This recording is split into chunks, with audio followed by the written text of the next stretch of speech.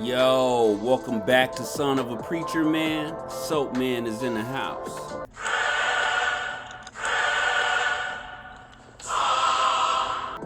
Ladies and gentlemen, Enoch is the author of the creation story. Now let me say that again.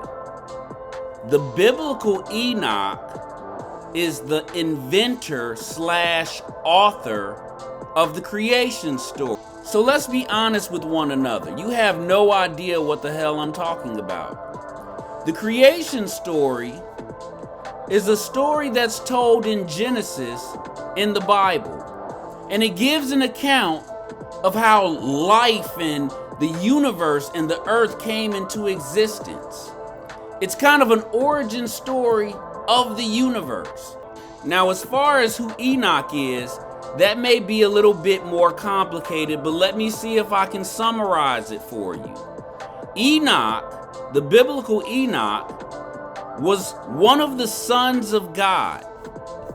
Genesis chapter 6 verses 1 through 4 in the Bible talk about how the sons of God slept with the daughters of men and spawned a race of giants. And this was the reason that God brought about the flood in the story of Noah's flood. Ancient Jewish historian and author Flavius Josephus, in his book, The Antiquities of the Jews, further identifies the sons of God as the sons of Seth. Anyway, these sons of God were also prophets. They were part of a family, of a heritage, of a tradition that was very close to God, and it began with Adam. But Josephus says after 7 generations, the sons of God turned and they abandoned their office. They no longer adhered to the traditions of their forefathers. They no longer remain loyal to the gods of their fathers. Josephus says, as good as the sons of God were for the first 7 generations, they were twice as bad. And they started with the daughters of men. This seems to be what got the sons of God in so much trouble. They gave in to their worst inhibitions. They gave in to their worldly desires. They gave in to the temptations of the flesh, all of them. YouTube won't allow me to go into detail on what I think happened. It's not necessary, but let me just tell you this. The book of Enoch says that the sons of God defiled the beast of the field, the fish of the sea, and the fowl of the air. So if they did that, what wouldn't they do? Imagine that, and then work your way backwards to the daughters of men. That pretty much should say it all. But the biggest thing that occurred with the union of these sons of God and the daughters of men were a race of giants.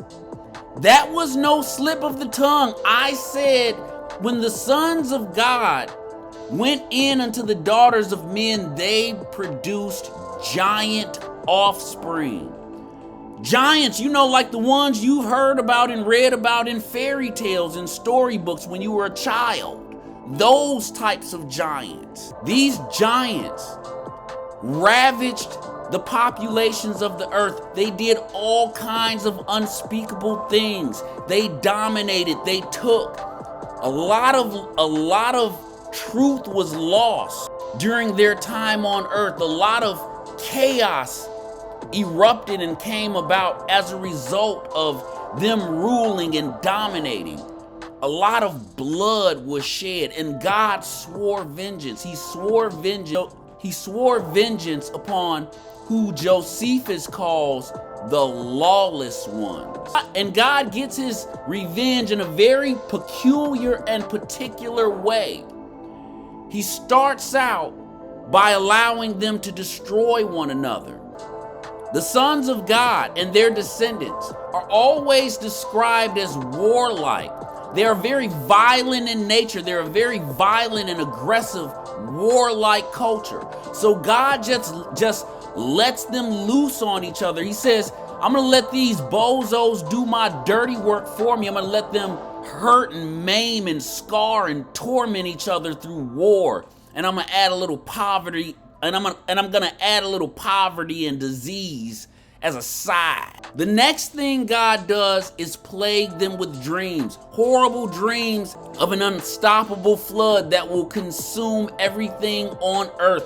God basically shows these guys individually how he's going to destroy them. He shows them their own death that's going to occur in the future. Because remember, these sons of God and their descendants inherited long life from their forefather Adam. And God shows them the unescapable destruction that he's about to bring upon the earth. God shows them, each and every one of them. They meet up together to discuss these dreams that they've been having of this flood in which there seems to be no escape from. And all this occurs during the time and rule of Enoch, who is either king or high priest or both of southern Mesopotamia. And that's why the book of Enoch is so important, because Enoch is a central figure in the story of the sons of God. Enoch is a son of God. Enoch is a son of God like no other. He has no equal. Enoch, like many, if not all of the sons of God, is a prophet. He inherits this from being in the bloodline and lineage of Adam. He also inherits long life.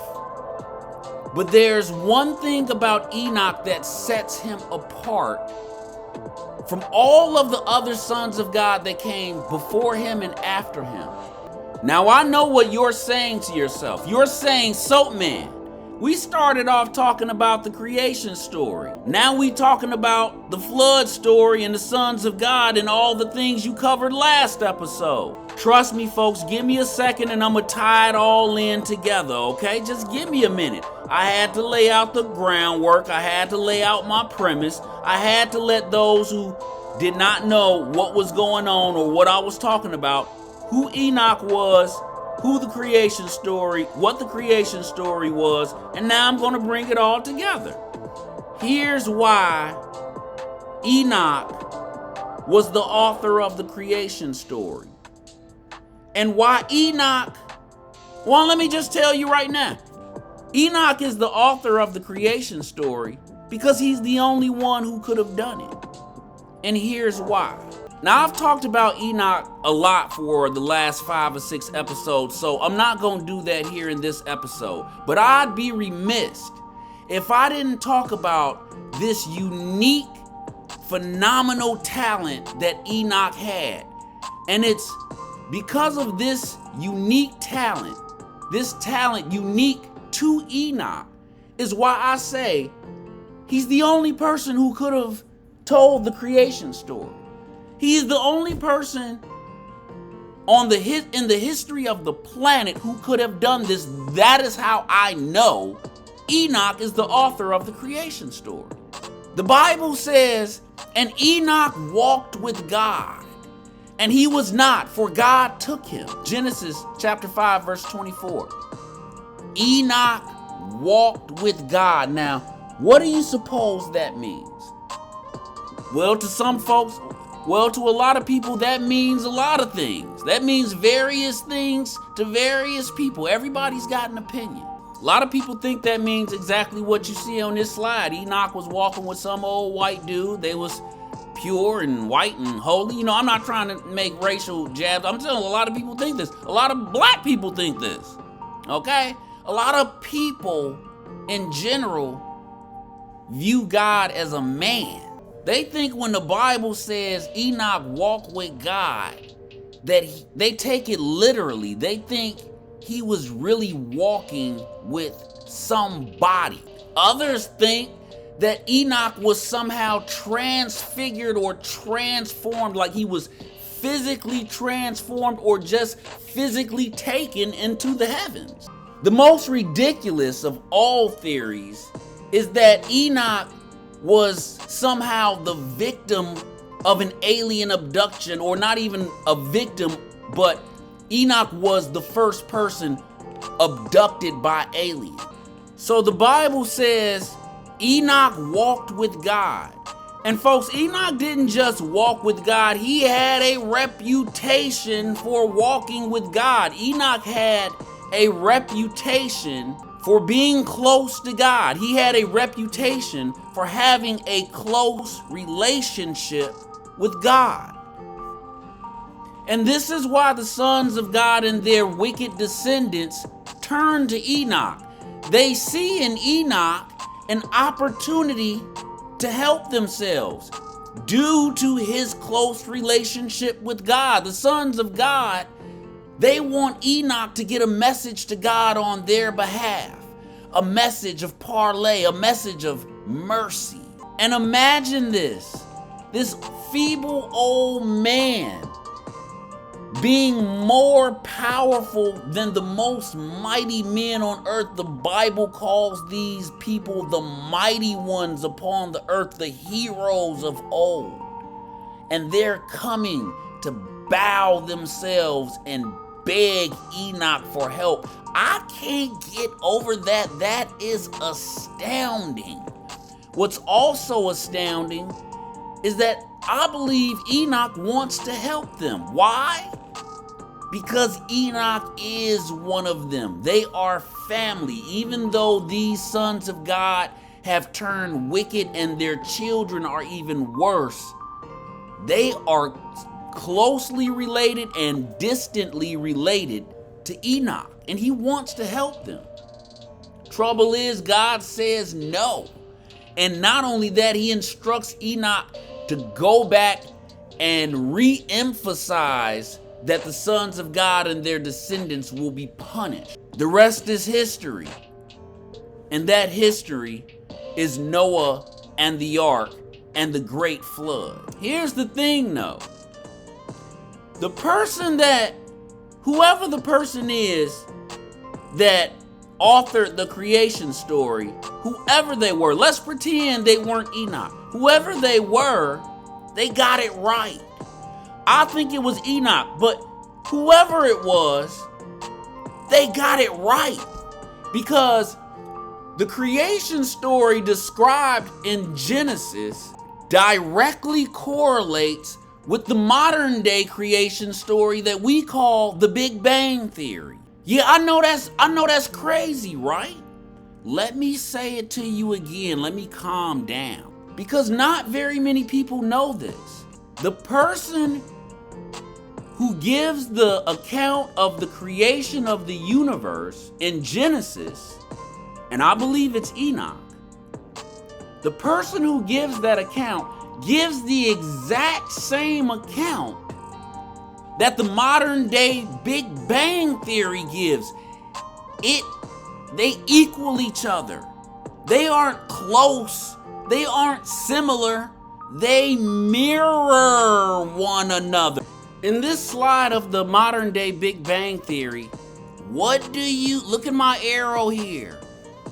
What does this image begin with? Light. It's the proverbial bang of the Big Bang Theory.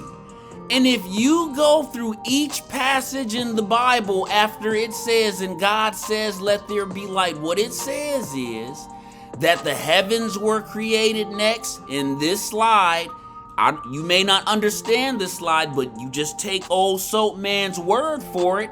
The first thing that is created is space, heaven. Oh, what a coincidence. Because the next thing that's created is the stars. And in the Bible, the next thing that is created after the heavens are the celestial bodies, the stars. And what do you see on your screen? One of the last things in the image is Earth. It's not a coincidence that in the Bible, on the third day, The Bible says that on the third day, God said, let there be dry land, and called it earth on the third day. So you see this sequence of events: light, heaven being created, the stars in heaven being created, the earth coming about, each event happening subsequent and because of and as a result of something that happened, or the event that happened prior to it. Each event happens because as a reaction of the event that happened before it.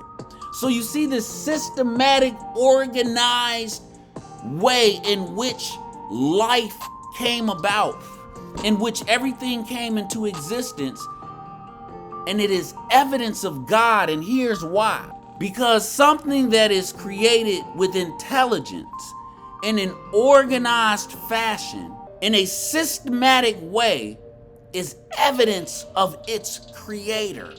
So how did he do it? How did Enoch accomplish this impossible feat? Because I'm going to tell you right now, he wasn't there.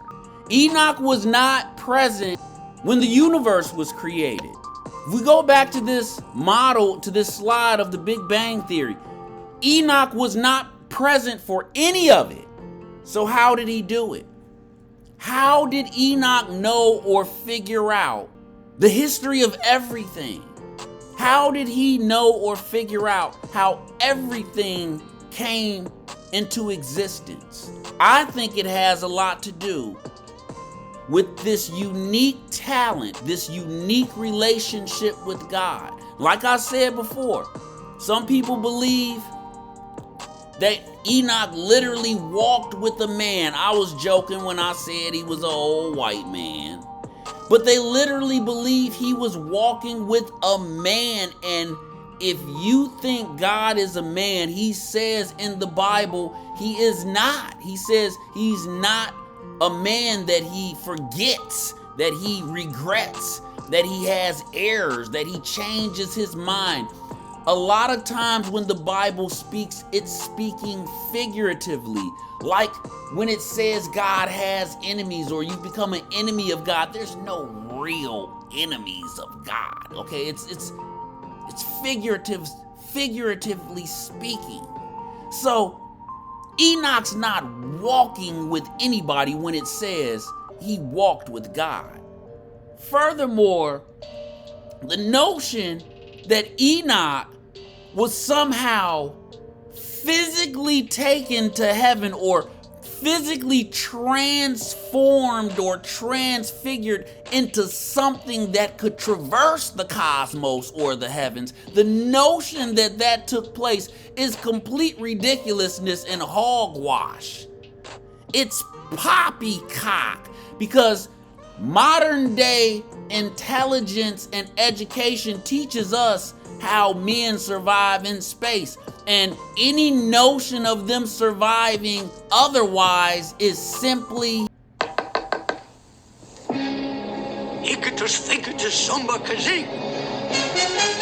as far as aliens. Well, if anybody say anything to the Soapman about some damn aliens, I just might lose my. So how did Enoch accomplish this impossible feat? How did he learn the secrets of the origin of existence, of the universe, of the cosmos? How did he learn these secrets of life? Folks, when the Bible says Enoch walks with God, you shouldn't think something magical. You should think something natural. So have you ever woken up from your sleep and you couldn't move and you couldn't speak and you couldn't call for help? In my community, older Southern black folks call it the witch riding your back. But in modern days, they call it sleep paralysis. I want to explain this slide to you really quickly. What you're seeing in this slide is the picture definition of the word nightmare. But what people used to think a long time ago, when they experienced this phenomenon of waking up unable to move or speak, they literally thought they were being attacked by a demon. And that's exactly what I thought when this happened to me. When you wake up and you're unable to speak or move, and you're wide awake and you're cognizant and you're conscious and aware of what's going on around you, you don't know what to think. So in ancient times and even up into medieval times, people assumed or concluded that it was spiritual. It was a spiritual attack. This also happened to my mother, which makes me think it's genetic, because it also happened to my grandfather. Since I want to explain why this demon is sitting on this woman's chest and why it seems like she's levitating off the bed.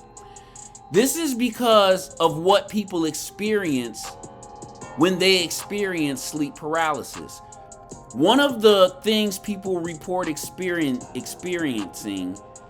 is a crushing feeling on their chest. My mother, when this happened to her, would hallucinate, which is another one of the symptoms of this experience. It's hallucinations. It's where the nightmare definition comes from, is the actual hallucinations, because some people do hallucinate and see things. And I'm not making this up. This isn't conspiracy theory or fringe theory of some sort. This happens to 20% of the population, ladies and gentlemen. So one of the things that people report is this crushing feeling on their chest, and they report that it's hard to breathe. And some people, like my mother, actually see something sitting on them. Another thing that's reported is this feeling of being lifted off of the bed, or lifted off of the ground, or levitating or hovering in the air.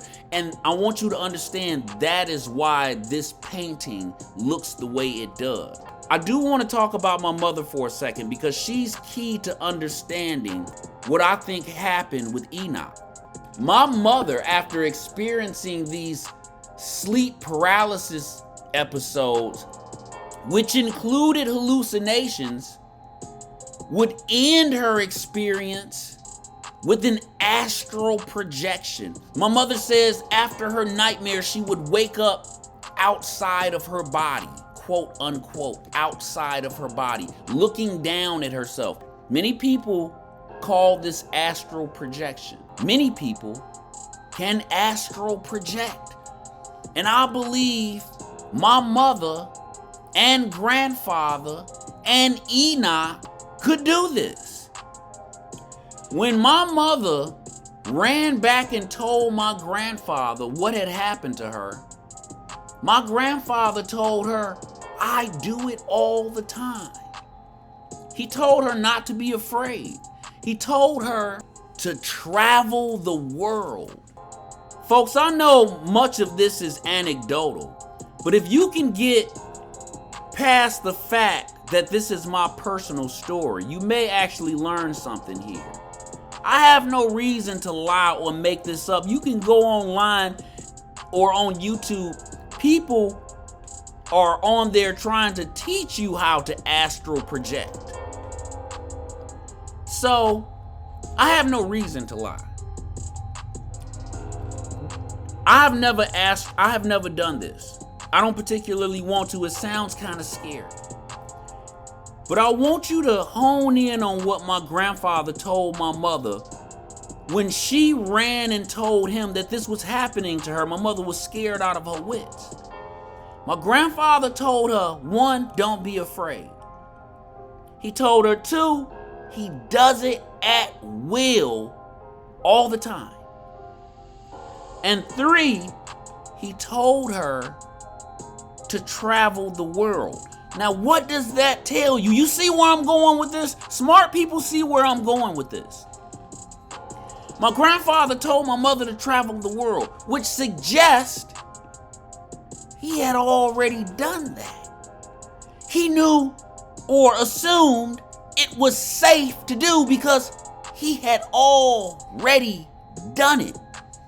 And if it was possible to astral project and traverse the earth, then it was possible to astral project and traverse the cosmos. And ladies and gentlemen, that is what I propose is exactly what Enoch did. Enoch was the only person to do this and travel the cosmos. This is how we see the sun.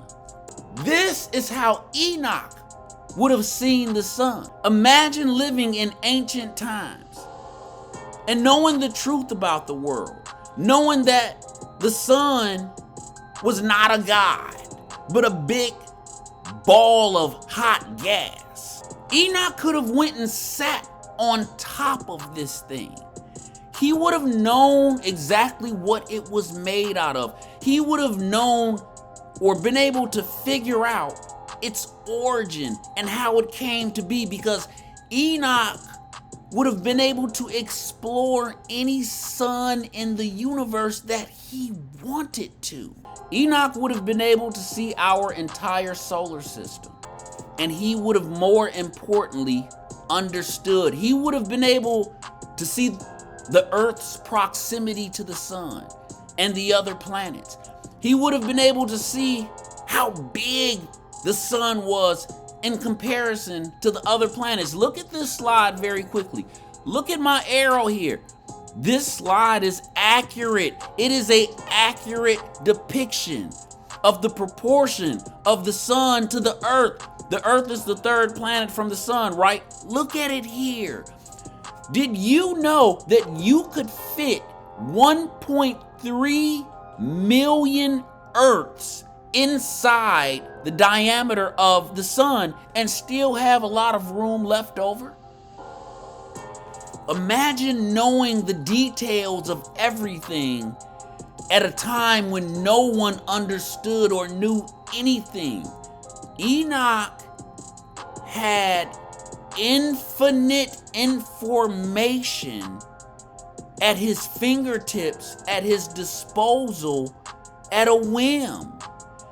In a world where knowledge is power, Enoch could have expanded and seen our entire solar system, or he could have expanded even more to observe our entire galaxy, or he could have expanded even more to observe all of the trillions of galaxies in the universe. Enoch would have seen nebula. He would have seen neutron stars. He would have been able to spend as much time observing and studying and learning as he wanted to, because remember, the sons of God lived for hundreds of years. Imagine trying to explain any of this when he got back, even to his brilliant, well-groomed, intelligent relatives. Imagine trying to explain the truth of the world when you got back. In exploring the universe, Enoch would have came across black holes. Enoch would have most certainly come across black holes in his exploration of the universe as he astral projected. They're at the center of every galaxy, which is evidence that they are the origin of every galaxy. Once Enoch understood a black hole, he understood pretty much everything, because the black hole and understanding singularities, which is a black hole is a singularity. Understanding singularities are the most complicated and sophisticated things you can understand. One of the most complicated and sophisticated things you can understand. And if you can understand singularities and how they work, you can pretty much figure out anything. So Enoch was able, this is how Enoch was able to figure out how everything came into existence. This was Enoch's talent. This is what the Bible means, or this is what the Bible meant when it says that Enoch walked with God. So one last thing before I go. I want to leave you with an image of what I believe it looks like when one walks with God.